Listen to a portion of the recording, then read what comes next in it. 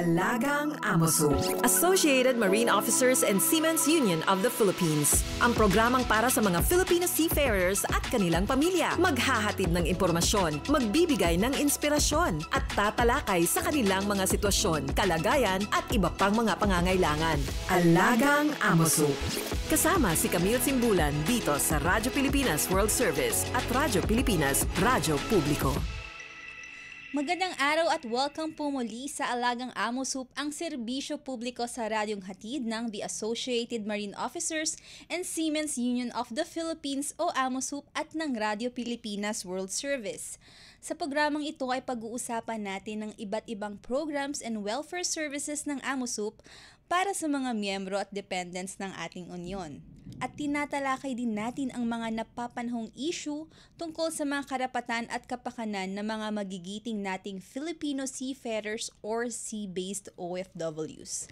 Sa ngalan ng ating program host na si Ms. Camille Simbulan, ako po si Lara San Juan. Ang Alagang Amosup ay napapakinggan din po sa flagship station na Radyo Pilipinas, Radyo Publiko, 738 kHz tuwing linggo, alas 7 hanggang alas 7:30 ng gabi. Special shoutout po sa mga miyembro ng Amosup at sa lahat ng mga Pilipinong mandaragat sa iba't ibang panig ng mundo na nakatutog sa atin. Alagang Amosup dito sa Radyo Pilipinas World Service at Radyo Pilipinas Radyo Publiko. Yan, nung nakaraang buwan, tinalakay natin ang paksa tungkol sa kalusugan at kapakanan ng mga kababaihang nasa maritime industry.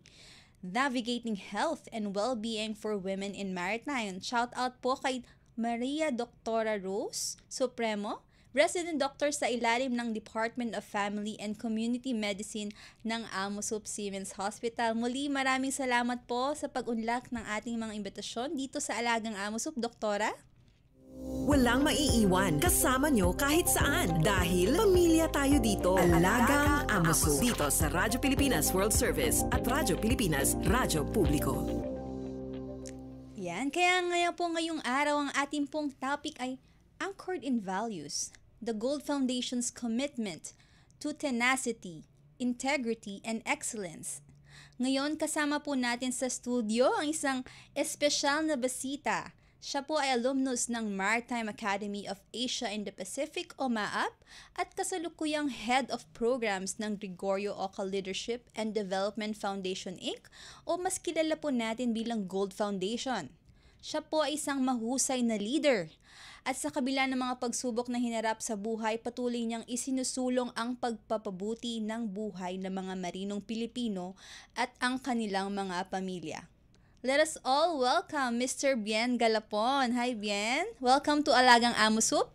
Hello, Miss Lara. Bongga naman ang intro mo. Haba, di ba? Ang gandang buhay. Yes, hello sa mga ka-Amosup natin. Saan man kayo sa buong mundo. Ayan, so, ano yung susunod? Siyempre, simulan natin ating chikahan. 30 minutes lang. Dapat 2 hours. O, sige, next time. So again, Bien, maraming salamat sa pag-unlak ng ating imbitasyon. So simulan ko na ang katanungan. Maaari mo bang ibahagi sa atin, sa ating mga tagapakinig, kung paano nagsimula ang inyong pangarap na maging isang ship officer at paano mo nakita ang inyong sarili bilang isang future leader, no? Paano rin nakatulong ang inyong panahon sa MAAP upang mahubog at mapaunlad ang inyong potensyal bilang isang leader? Taray ng leader, Lara. Ang daming tanong. Well, the journey na lang sa MAAP. Nagsimula yan when my uncle na seafarer, na member ng union before, na-encourage niya ako na mag-apply nga ng scholarship sa MAAP. Because that time, 2009, I was looking for scholarship nga para, 'di ba, libre yung paaral. And then nakita ko yung buhay nila maganda, potential income nila mataas. So para sabi ko, sige, magsisiman na lang ako para gumanda rin yung buhay ko, ganyan. So ayun, and then I tried it, nag-apply ako sa MAAP, tapos wala akong kaalam-alam yung sistema doon, kung anong buhay doon, kung ano yung mangyayari sa akin. Ang akin lang, gusto ko maging seafarer, maging official ako para, maiahon ko sa buhay. Very normal narrative ng mga seafarers, maiahon ng pamilya sa hirap ng buhay. So, pumunta ako, nag-exam ako actually sa hindi ako kasi matalino, scholarship, so dapat matalino, di ba? Ang ginawa ko, 3 beses ako nag-exam sa MAAP. Iba't ibang testing centers. If I remember it right, Intramuros, somewhere in Santa Mesa, then back to Intramuros. MAAP. Intramuros. So, yun. 3 beses. So, sabi ko, kailangan matanggap ako nito. And by that time, around 10,000 applicants kami, no? Yes. Tapos yun, naka-receive ako ng tawag. And then, fast forward sa pagpasok, hindi alam ng family ko na pupunta ako ng MAAP. So, I entered alone. So, sa 500 plus kong classmates nung time na pumasok na kami sa MAAP, mag-isa lang ako. So, parang, sino yung kaakap ko? Kalbo na ako. Duguan. Hindi duguan na. Putikan na kami. Yes. Tapos na kami, papasok na kami. Nag-initiation na kami sa loob. Kasi, reception. Yes. So, I was thinking, reception, di ba? Parang kainan. Wow, sarap. Yung pala, hindi ibang reception rights pala yun. So, ayun, unti-unti akong parang kinakabahan din ako. Sabi, ano mangyari sa buhay ko dito? Akala ko ba aral-aral lang, gano'n. Tapos, magiging seaman.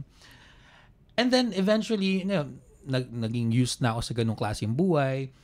And then, yung next question mo is, paano nakatulong yung MAAP sa leadership ko ngayon? Well, I wanna share yung experience ko kasi we're the last batch to see Captain Oka personally. Yes. Yeah, so last batch kami noon. There was just that one time na nagmamarcha kami, pabalik ako ng dormitory, and then lagi kami, before that, lagi ko nakikita si Captain Oka na nasa wheelchair na kasi siya, mahina na siya, tapos laging bumababa sa helicopter. Sabi ko, sino tong matanda na to? Syempre sino to? Bakit naka-chopper siya? Tapos nasa wheelchair siya, tapos lagi siyang nakatingin dun sa somewhere in the horizon ng West Campus, Imaj. So, na-curious ako sa kanya. And then, nagkataon lang one time, nagmamarcha kami ng mga classmates ko, pabalik na dormitory, and nandito kami sa academic building. Nagkatinginan kaming dalawa. Actually, bawal kaming tumingin sa left or right, dapat diretso lang. Pero tinignan ko talaga siya. Nag-connect yung eyes namin Nakita ko talaga. And then, parang that stare really talk to me. Parang may sinasabi. Feeling ko ganun ang eksena ko sa kanya. And then, na-curious ako, who is Captain Oka talaga, di ba? Aside sa MAAP. And then, I've learned about his foundation of AMOSUP, ng ospital, how he championed the rights and well-being of seafarers. So, I think yun yung mas maganda kong i-share din ngayon na yun yung naging influence ko din talaga when it comes to about leadership, that there's one captain in this lifetime na who really championed the rights and well-being of seafarers by establishing this largest union. In the world. Diba? Filipino Seafarers Union in the world. So, yun. Okay. Ginagalingan ko ba masyado? O baka ang dami kong chika? Marami ba akong questions? Ganun. So, yun talaga namang nakakabilib, no? Even kapag nakakamit ako ng mga MAAP alumnus, mga alumni, talagang nakatuon talaga ang MAAP sa maritime excellence. Yan. Sa paghubog ng future leaders. Diba? Very good example, ikaw. Thank you. Ayun nga. So, hindi mo natuloy yung pagiging ship officer. Yes. Bakit? Nakakatawa yun, hindi natuloy. So hindi mo I wasn't able to pursue the career kasi I had the sensory neural hearing loss.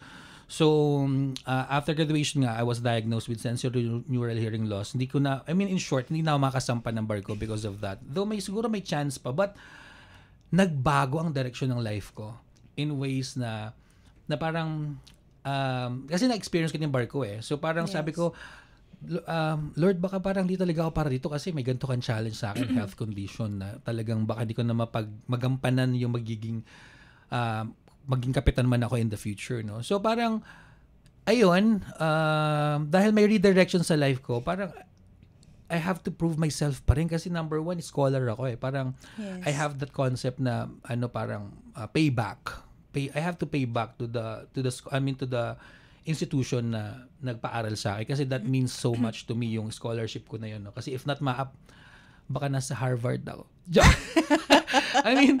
If not MAAP, parang wala na akong alam na iba. And then parang, andun na ako lahat ng pamilya ko parang expecting na, yayaman na tayo because we have a seafarer na magiging ship officer someday, blah, blah, blah.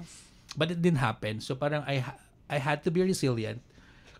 I had to look for another, I had to use my strength, yung mga strength ko sa life ko para to pursue something else.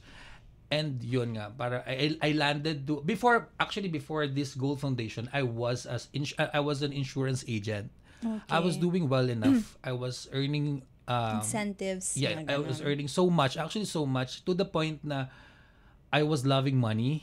Yes. And then but by that time, I was also being called to lead or to serve a ministry ng mga seafarers din. So parang I had to choose someone. So I prayed to God, Lord,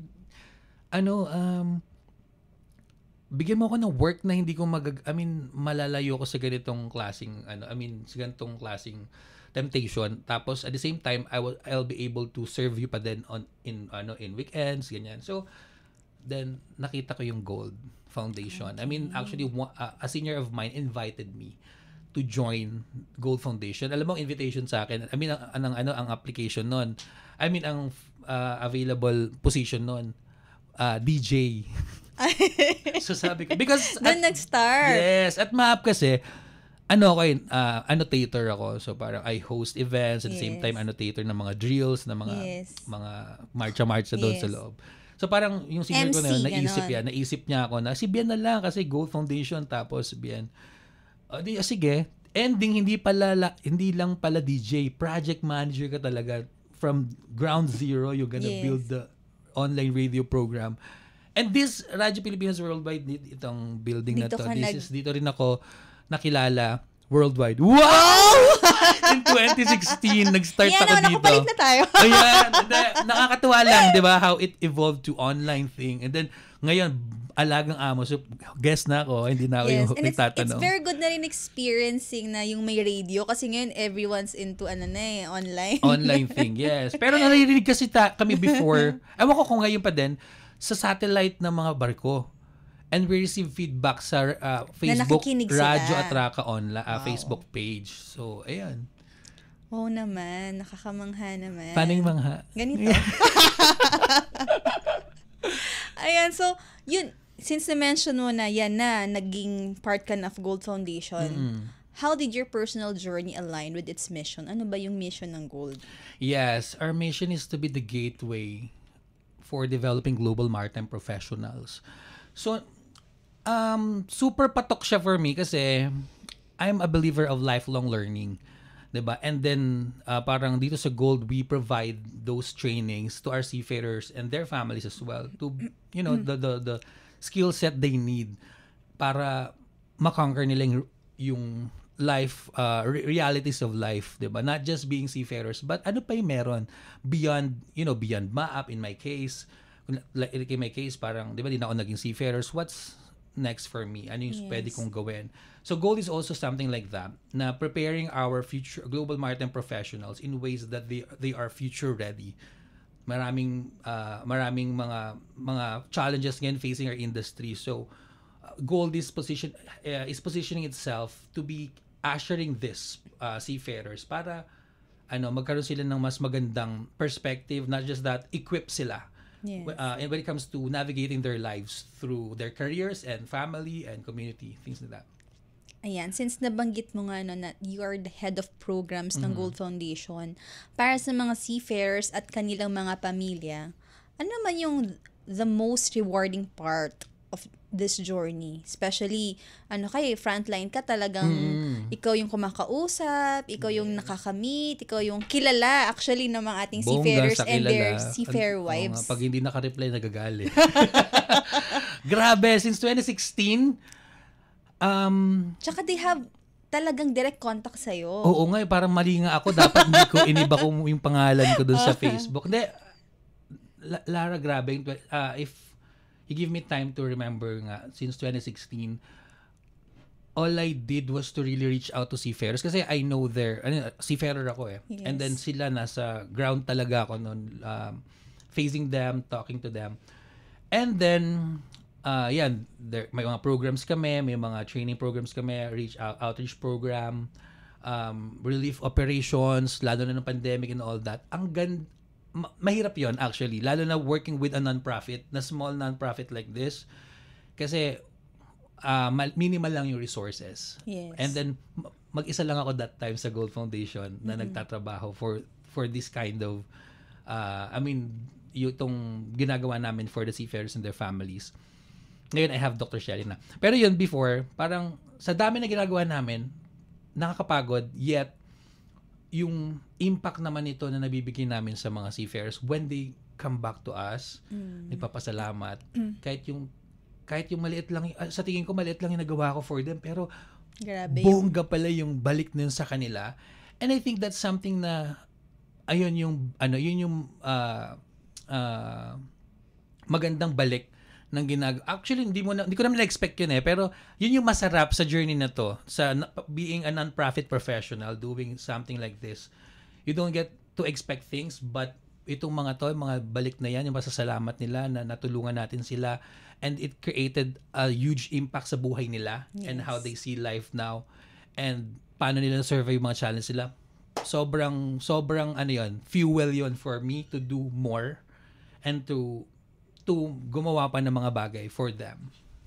And dyan sa binanggit mo, Ben, for me, it's more about they are seen, they are felt, they are heard. Kaya talagang yung impact mo iba eh.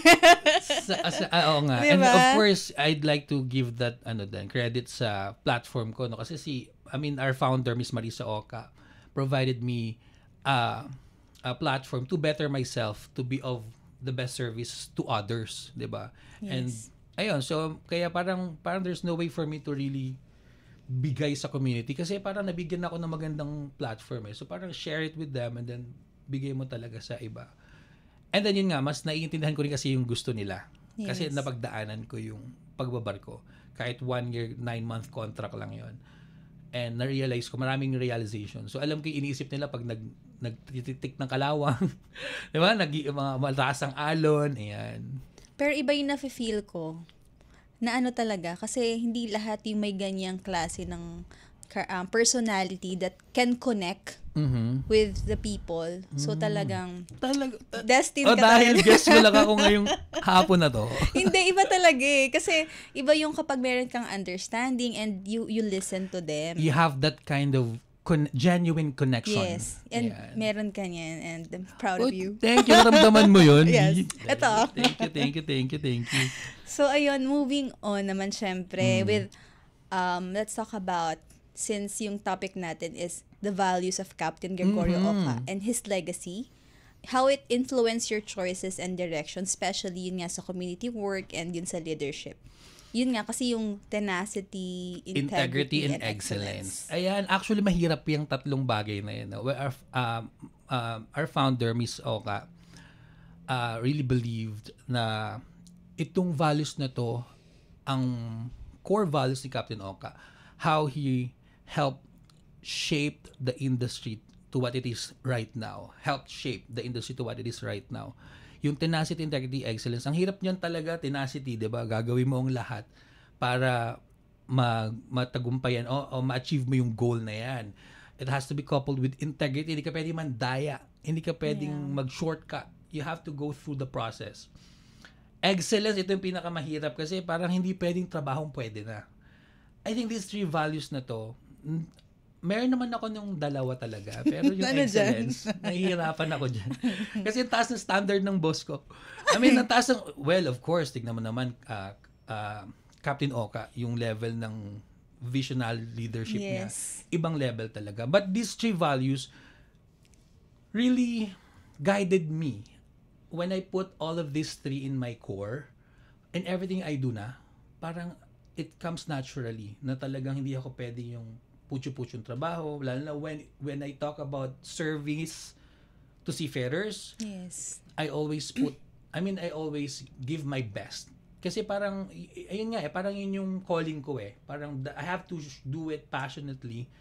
Kasi that's, yun yung fulfillment sa akin. Pagka nakasilbi ako aligned to these 3 values. So everything I do, kahit sa man ako mapunta ngayon, ito yung influence ko. And that remains the same. This is the legacy of Captain Oca. In all of us right now, kung sino man nakikinig nito, even to our seafarers, when they have this, the legacy of Captain Oka is with them. With them. Perfect! That's naman, para 10 pag narinig ng points. boss ko to, dapat magkakaroon ako ng bonus. Pero totoo kasi, dear, di ba? Shout out mo na lang si ma'am. Shout Oo out. nga, ma'am, kung naririnig mo to, shout out. Tsaka kay Doc, alam mo na, Doc. Ayan. Yun nga, since we work closely, no? You work closely with Amosup and our partners.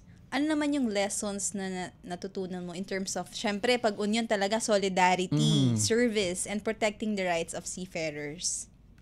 Ano yung tutunan ko sa collaboration, especially with the partnership with Amosup and other stakeholders. Affiliates, yeah. Feeling ko din talaga, pang-union level yung labanan ko, atake ko sa life. Kasi talagang protection ng mga seafarers, welfare ng seafarers. So, parang, I can say na may DNA talaga ako ng parang, union Unionist, leader, ganyan. I mean, may dugo ako ng pagkaganon. Parang, when it comes to protecting the rights and welfare of our seafarers, naman ako yun sa mga ninununa. Wow, ninuno! I mean, Grabe, ancestry mo to. oo, di ba? Kasi parang hindi naman mangyayari sa akin to pag wala yung heart ko din talaga to serve. Yes. So parang feeling ko, I really belong. That's why when I work closely with Amosup, especially with Dr. Conrad, hindi kami masyado ganun in person, pero makikita mo, ma-observe mo yung how he leads as well. How he sees things. Kahit madalas, parang siguro ang meeting namin 80% biruan, 20% seryoso usapan. Pero you'll feel and you'll see dito ngayon sa what's going on in the, in the center, in all the legacy na meron dito ngayon sa Amosup. Makita mo yung culture, at the same time yung evolving communal spirit. I mean, lahat to galing sa leadership din nila, inspired by that values and of course the leadership ni our visionary leader Captain Oka. So parang masarap maka-work yung mga ganitong mga laban para maprotektahan mo yung mga mas nakakarami.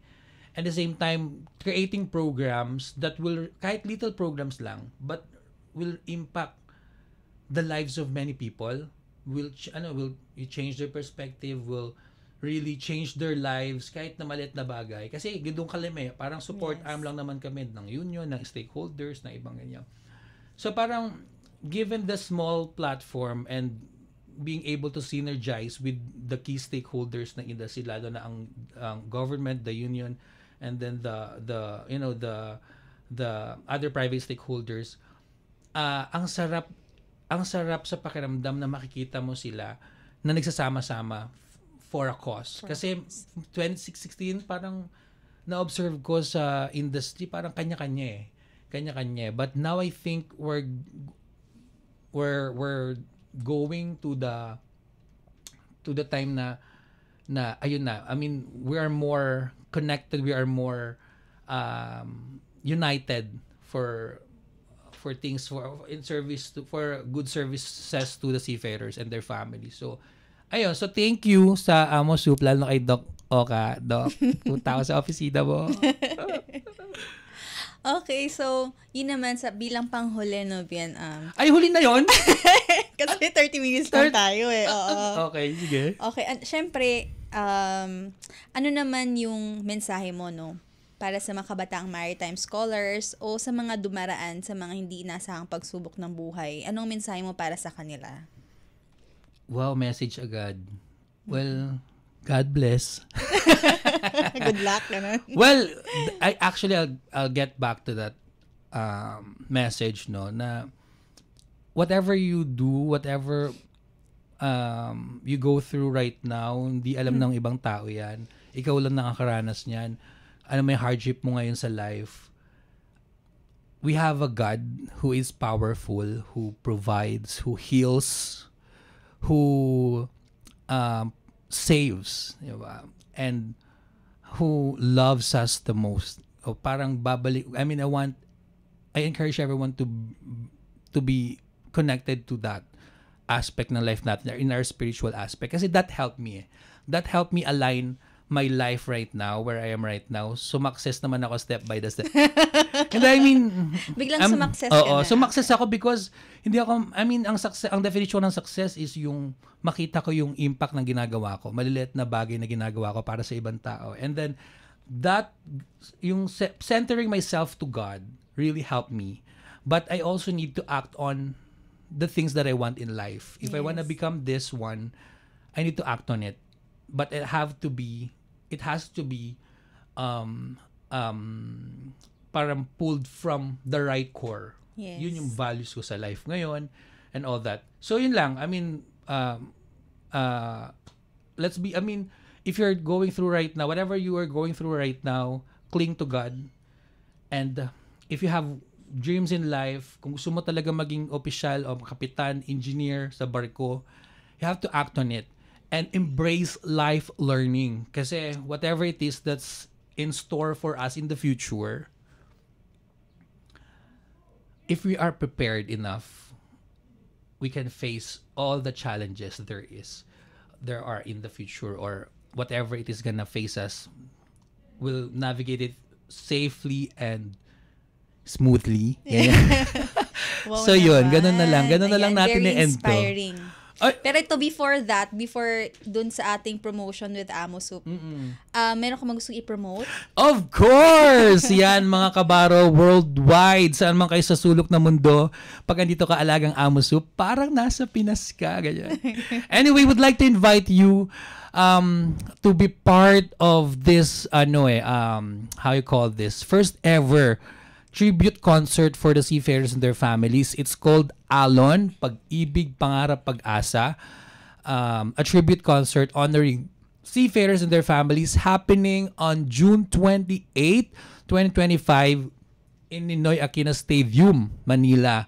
Ayan, so sama-sama po tayo dito para bigyan natin ng celebration and pagpupugay ang mga buhay ng mga marino at kanilang mga pamilya in ways na talagang collectively, in solidarity, sama-sama tayo, mga manning agencies, union, government, welfare groups, lahat po tayo, even the general public. Join us here featuring the stories, of seafarers and our artists, Ben and Noel Cabangon, who will tell through their music, paano makaka-relate din yung mga seafarers and their families sa mga kwento nila sa mga musikang to. And this is the first time we're gonna do it.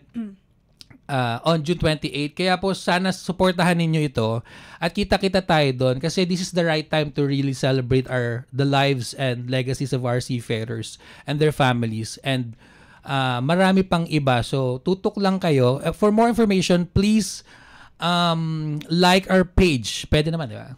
Yes. O may bayad. Pwede naman. Alon Concert on Facebook. Ayan po. So follow nyo lang po yan to know more how to get your tickets. And may marami rin po kami dyan pa-raffle para mabigyan natin ng libreng tickets ang mga seafarers and their families. So maraming salamat. Of course, Dear Lara, for in this invitation and opportunity to invite our Ka-Amo Soup. Di ba Ka-Amo Soup? Pwede din. Ka-Amo Soup o Alaga. Buti pang Amo Soup may nag-aalaga. Sa akin, wala. Diba? Thank you so much. Alagang Amo Soup dito sa Radyo Pilipinas World Service at Radyo Pilipinas Radyo Publiko. Ayan, so of course, magko-promote din kami, no? For our members and dependents, we have Amo Soup Contact Center. You can call us 8527-8491 hanggang 98. And also, you can call using your mobile phones and Globe plus 63945-795-5345, and for Smart, plus 63920-437-1496. And para po sa mas detalyado at mga impormasyon ng Amo Soup at para din po mapanood nyo ang ating talakayan ngayong araw, you can like and follow our Amo Soup official Facebook page and Amo Soup official Facebook group. Mag-subscribe na rin po kayo sa ating Amo Soup official YouTube channel. At meron din po tayong website. You can visit us at www.amosoup.org.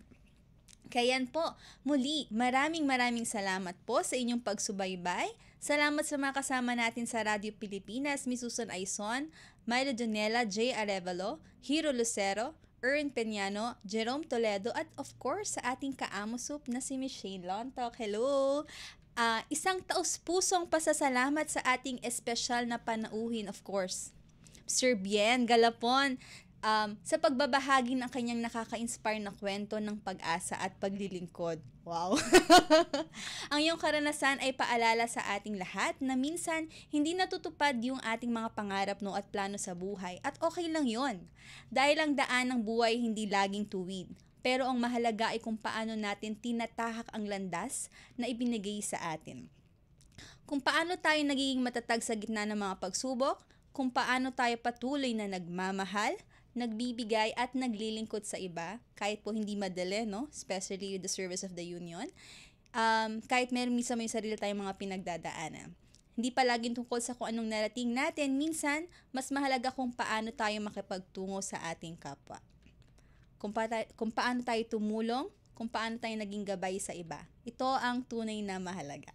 At yan ang tunay na diwan ng Alagang Amo Soup at of course ng Gold Foundation, ang pagiging bukas palad, makatao at may malasakit. Sa ating mga tagapakinig, sana'y marami kayong natutunan sa ating episode ngayon. Pagbati muli po sa ating lahat ng miyembro at dependents ng Amo Soup na siyang inspirasyon sa lahat ng mga programa at serbisyo ng ating union. Atin pong subaybayan ang programang Alagang Amo Soup sa Radyo Pilipinas World Service at Radyo Pilipinas Radyo Publiko 738 kHz tuwing linggo, alas 7 hanggang alas 7:30 ng gabi.